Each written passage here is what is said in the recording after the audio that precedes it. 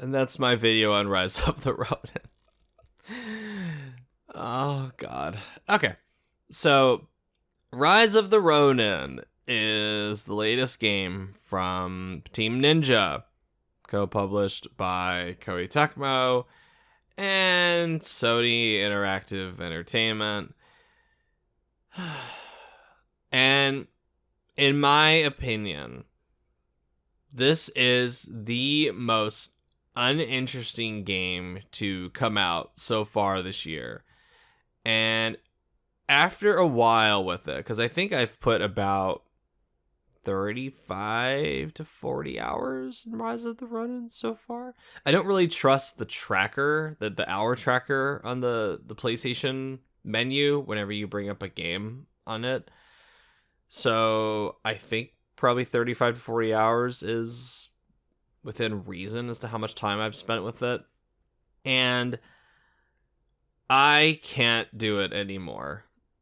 I can't take it anymore with this game. I'm done. I quit. And it's not like I raged quit or a mission was too hard. Actually, the mission that I was on that I finally just said enough is enough and quit out was actually pretty easy, but I just couldn't play it anymore because this game to me symbolizes a lot of things that are wrong with the maybe not wrong, but boring and routine with the AAA video game industry, where this is a game that feels like it is just so devoid of fresh ideas and charm and unique sense of style that I just question why it even exists.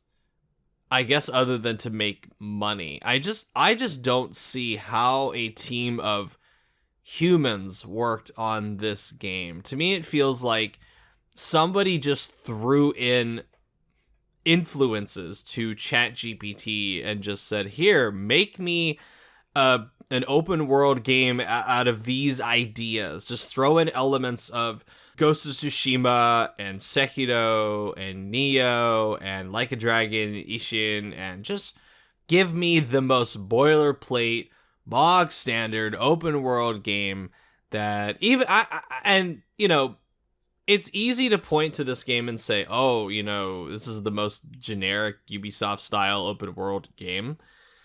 This is kind of like a game that was made during a time where this was really all Ubisoft did. But I must admit, some of the Ubisoft games that I've played within the last 10 years that were the open world ones, shit all over this game. Like, I think Watch Dogs 2 is a vastly superior open world game compared to Rise of the Ronin. I think Immortals Phoenix Rising is vastly superior to Rise of the Ronin in every single way. And the games that I've mentioned that are clear influences in this game, like Ghost of Tsushima, Sekiro, Nioh, Like a Dragon, Ishin, have you played any of those games? Well, congratulations, you've played a significantly better version of Rise of the Ronin. Even the things that are like little simple pleasures that it can bring to the table, such as the glider, which, oh my god, I think I would have quit this game a long time ago without that fucking glider. That's from Assassin's Creed 2. And you have the gore, decapitation, limb hacking mechanic, which can be fun in a, you know, sadistic kind of way. It is pretty funny, but again, there are far better games out there that do gore that in a comical way. I mean, fuck, they just announced Dead Rising remaster / remake that they're doing. That does gore about as well as this game does. Probably a lot better, especially with the new RE engine physics that they're going to have into it. So I just think, and this is not a word that I use lightly, and I always try to be careful with some of the adjectives I throw around, but I just don't really see a point to Rise of the To me, it just comes across as a very just creatively bankrupt useless. That's the adjective that I don't usually like to use, but other than just being a game where I guess like you turn your brain off and you just listen to a podcast, or that's really what I did when I was doing some of the more open world busy work shit to get to the game. Because I really tried initially. I really tried to get into this game. I really tried because I looked at it and I went, okay, the platinum completion for it, it's like a 5.0 or higher. That's doable. That means the platinum is not going to be a pain in the ass. But, and I really tried. I really tried to get into it, but I couldn't do it after a certain point. Because for one thing, outside the open world busy work just being a chore after a while, because I think if they had just stuck with the initial map of the game, which the initial map, it's not great, but it contains those little simple pleasures in a much more, short area. Stick the story maybe to be like 10 hours long, open world shit, 10 hours to complete. You could have a decent little 20-hour open world game. But Team Ninja, for whatever reason, just couldn't help themselves. And I'm sure they were kind of egged on by PlayStation to be like, oh, add more. We need to jack up the player time. Add more. And that more just ended up making the game that much more noticeably boring and noticeably stale. And it really does fit the description of, let's just take 4 of the same activities and just dot them around the map. Because really all you do in this game, as far as the open world stuff, there's no real interesting things to explore and to see. Really the only thing I can think of, if I really were to stretch, is you find maybe one secret boss out in the open world that I found in my time playing it, which is clearly a post-game boss, so it's like, okay, I'll come back to that later, I guess, if I care enough.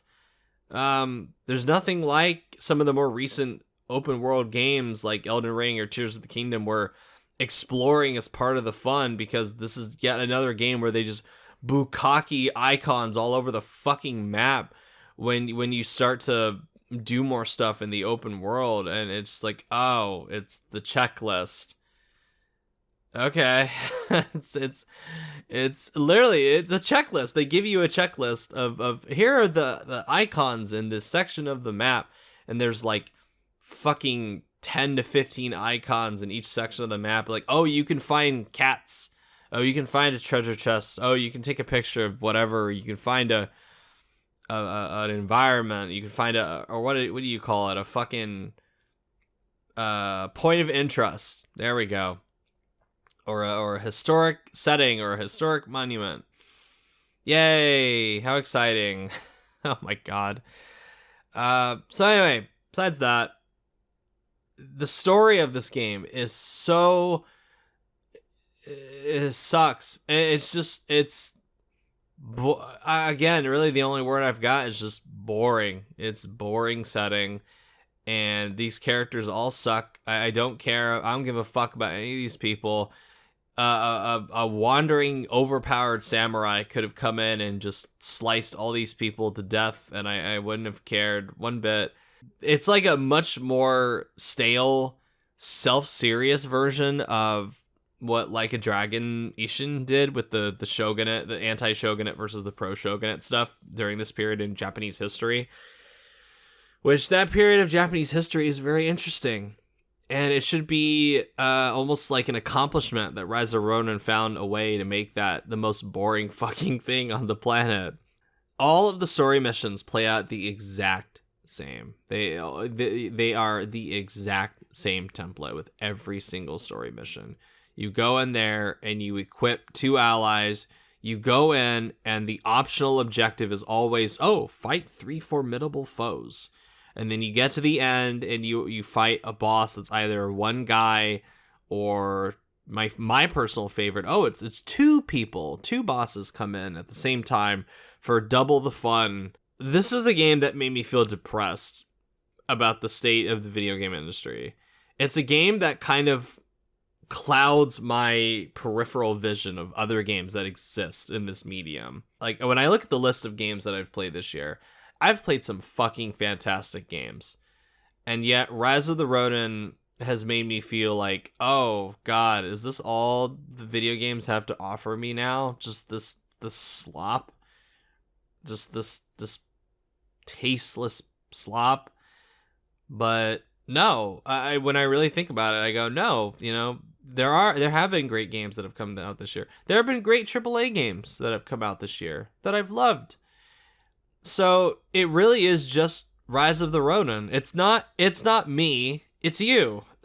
It's you, game. I was doing the story mission where, again, you have to go out with 2 allies and you have to fight 3 formidable foes.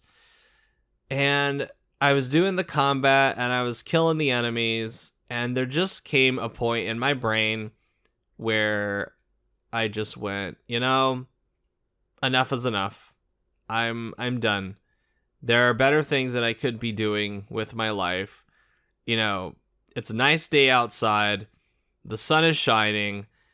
Why am I sitting here playing this boring fucking game when I could go outside and, walk my dog and enjoy nature and do something else that is far more emotionally, visually, whatever, any kind of simulating over this game. I automatically felt better once I realized, oh, I don't have to play this anymore, because there came a point where I was just kind of forcing myself to do it. And now that I've given myself permission to be like, look, you don't have to finish this. If you're really not having a good time, because I could get caught up in this in my own head, where it's like, I gotta finish this, I at least gotta finish the story. But with Rise of the Ronin, I can't fucking do it anymore. I just strongly dislike this game. And I really do think this is yet another one that is a victim of its own artificial self-inflation, where they just go, oh, we need to make it bigger for the sake of being bigger. Let's add more for the sake of adding more. Let's extend that playtime just because we can. I hope to God this is like something that a game that people look at when they want to make their own open world games, and they go, hey, Rise of the Ronin, let's not do that.